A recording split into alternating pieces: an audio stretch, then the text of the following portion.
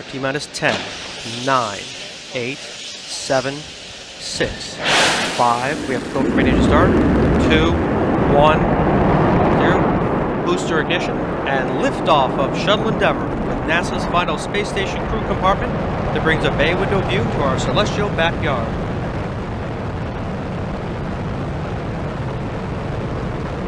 Houston Endeavour.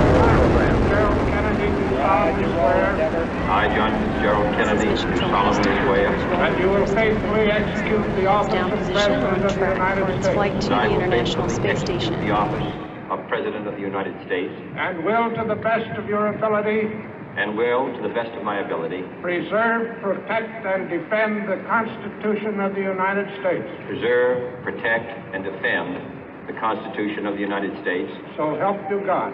So help me God.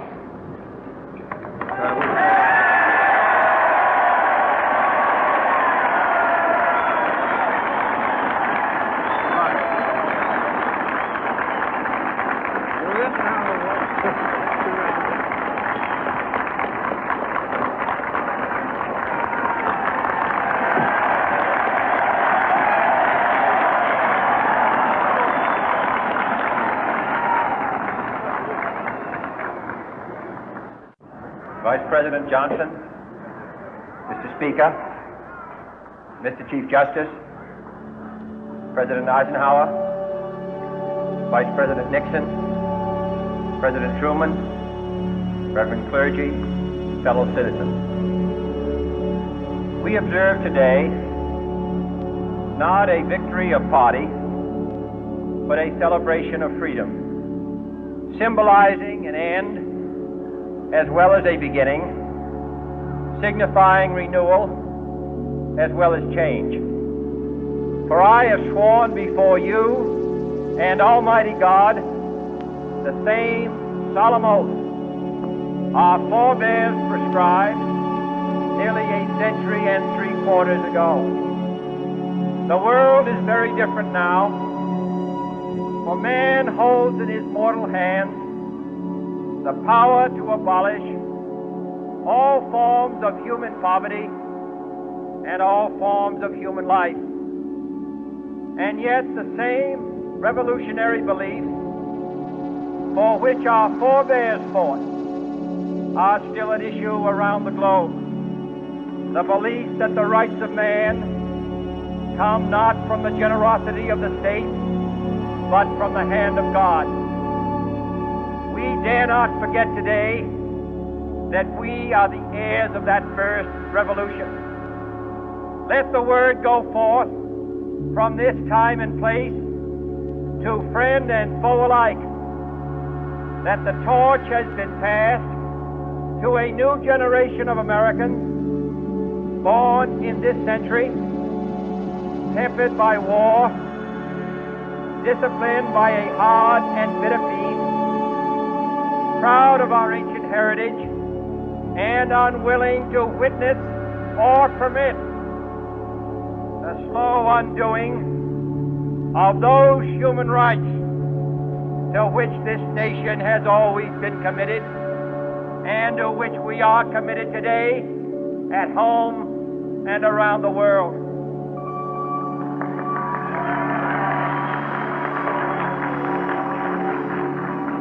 Let every nation know, whether it wishes us well or ill, that we shall pay any price, bear any burden, meet any hardship, support any friend, oppose any foe, to assure the survival and the success of liberty.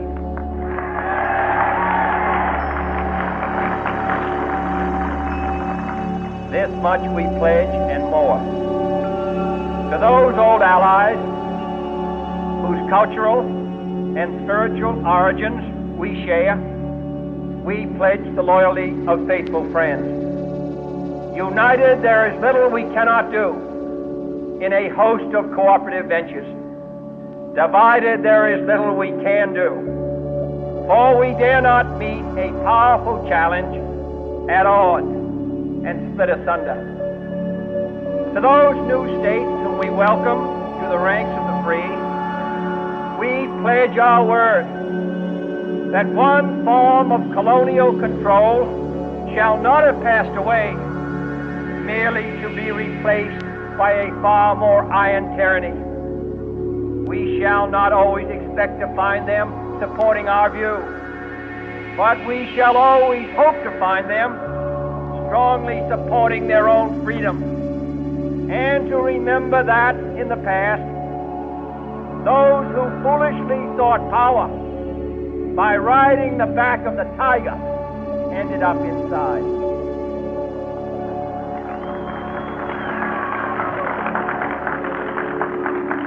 To those people in the huts and villages of half the globe struggling to break the bonds of mass misery, we pledge our best efforts to help them help themselves for whatever period is required, not because the communists may be doing it, not because we seek their votes, but because it is right.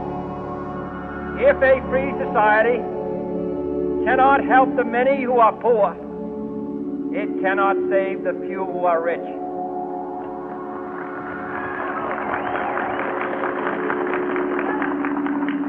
To our sister republics south of our border, we offer a special pledge to convert our good words into good deeds, in a new alliance for progress, to assist free men and free government in casting off the chains of poverty. But this peaceful revolution of hope cannot become the prey of hostile powers. Let all our neighbors know that we shall join with them to oppose aggression or subversion anywhere in the Americas. And let every other power know that this hemisphere intends to remain the master of its own house.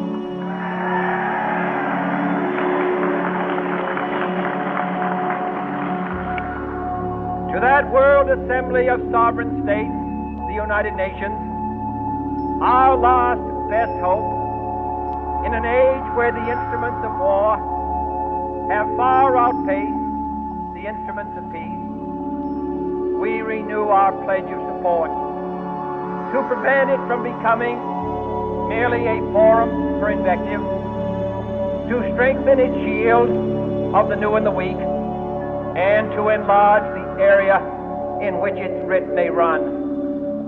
Finally, to those nations who would make themselves our adversary, we offer not a pledge, but a request that both sides begin anew the quest for peace. Before the dark powers of destruction, unleashed by science, engulf all humanity in planned or accidental self-destruction. We dare not tempt them with weakness, for only when our arms are sufficient beyond doubt can we be certain beyond doubt that they will never be employed.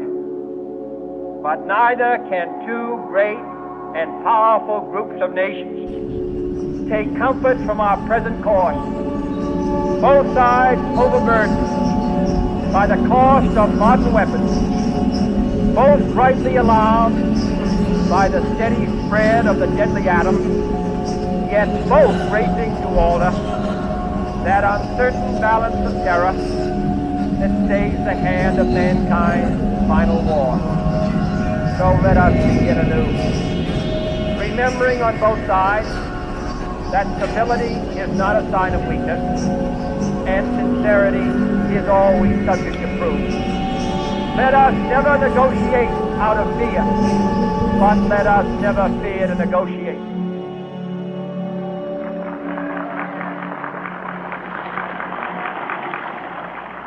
Let both sides explore what problems unite us, instead of belaboring those problems which divide us. Let both sides, for the first time, formulate serious and precise proposals for the inspection and control of arms. and bring the absolute power to destroy other nations under the absolute control of all nations.